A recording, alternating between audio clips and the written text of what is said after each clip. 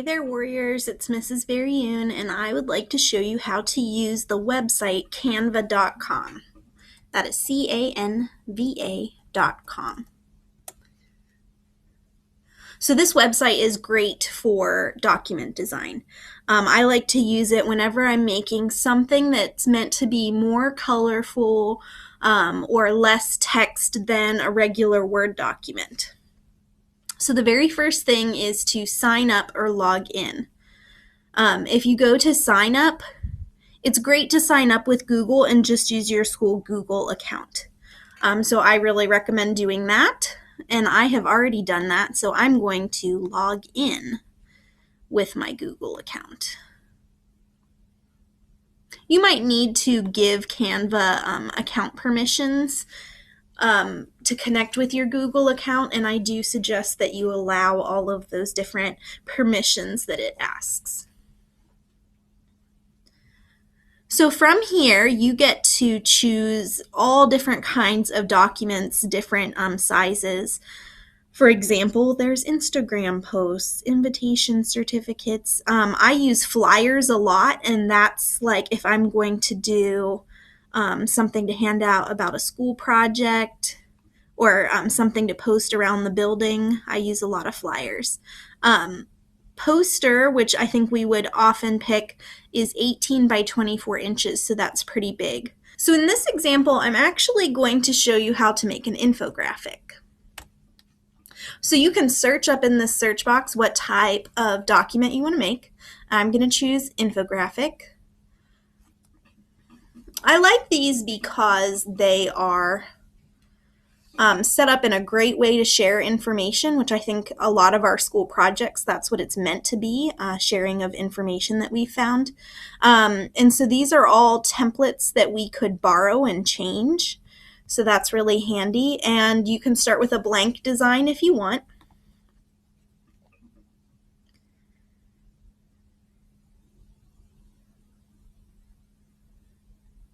Now, just because I chose a blank design doesn't mean that I don't have the templates available anymore. They're still over here. And actually, I really want to highlight something super important about these templates. So as I just move my mouse over the template, it shows at the bottom if it's free. See, this one does not say free at the bottom. This one does. Canva includes elements that people pay for. So it might have images that you can't use unless you pay for them, or different text features. So it's really important that you start with a free template if you choose to use one at all. So once again, I just kind of move the mouse over the template and it'll show at the bottom if it's free. This one shows it at the bottom. So let's say I like this one and this is the one I'm going to choose. So the very first thing is that this is super small, right? So if I go down here to the zoom, I can do, let's say 100%, and that's a lot easier for me to read.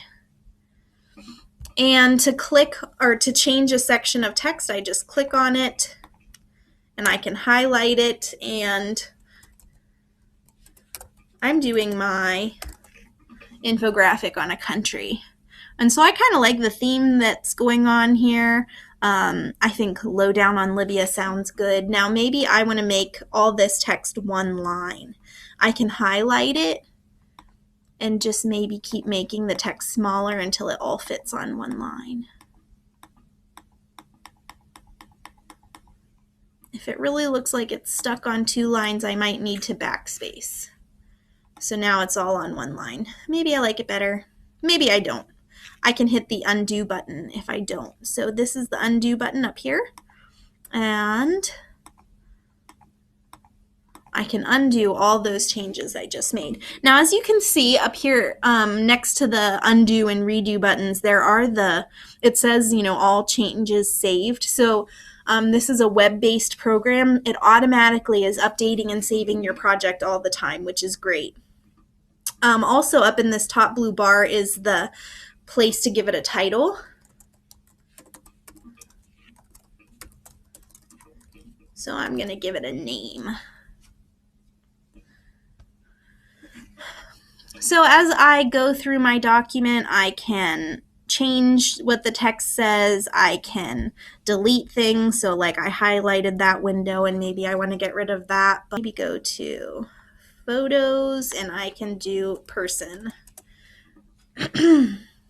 Now, once again, I'm going to be looking for ones that are free. So see these little crowns and it says pro, those are things that you need to pay for. This one though says free, this one says free. So let's say I want that one. I clicked on it, it automatically added it to my document, and all I have to do is kind of resize it. So maybe I want to put that there, and maybe I want to put another one underneath it.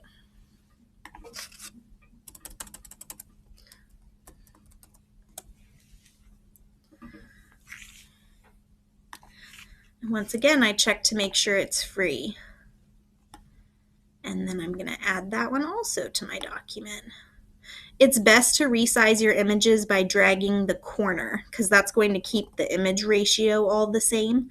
And then do you see how this pink line kind of shows me where I have this lined up in terms of the other picture, the text next to it kind of helps me make sure that things are centered. Now, you might be wondering, what if I want to type something and I either don't have text there or I don't like the text that's provided?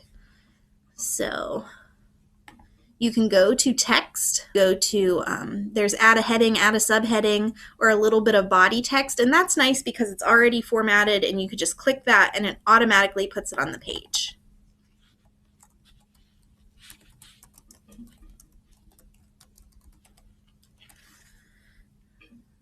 And I can, change the size of my text box and change its location on the page.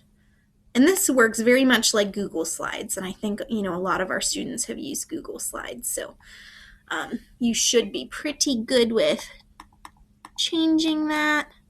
And then I can change my font style. Now, right now, my font style is matching across the whole document. So, keep in mind that it's not usually a good idea to do a ton of different fonts and a ton of different colors. So you could see my document is mostly green.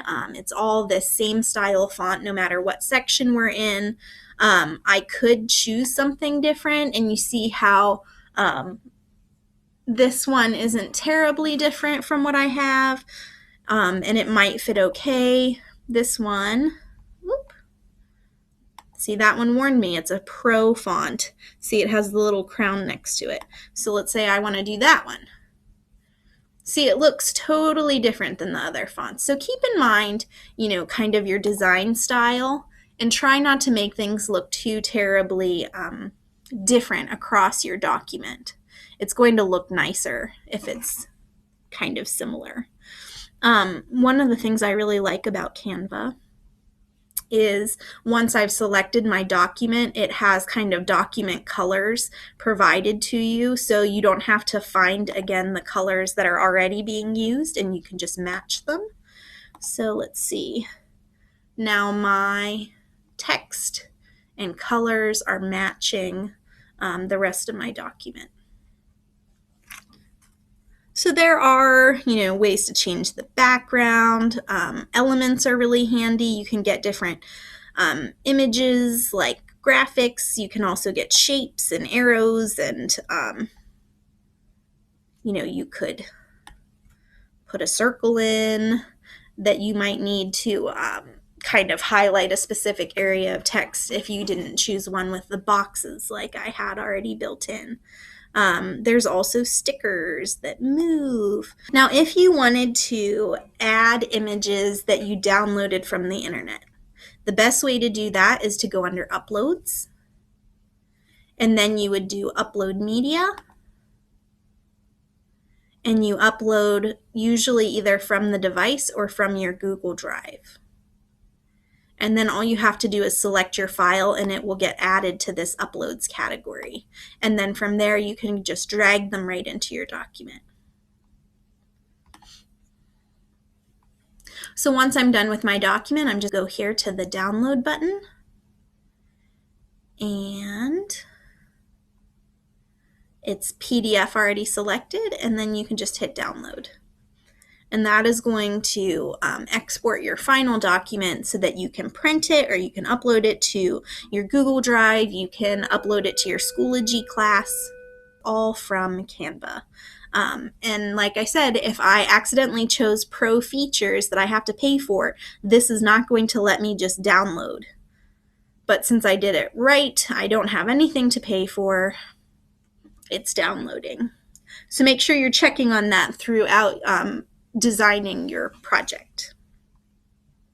So now my country report is downloaded, and from there I can put it to wherever my teacher wants it. Feel free to play in Canva, use it to design all kinds of things. It's a great tool. It's great that you can use it on any computer and your document will be saved to your account. I hope you guys have a great time using it and learn something new. See you soon.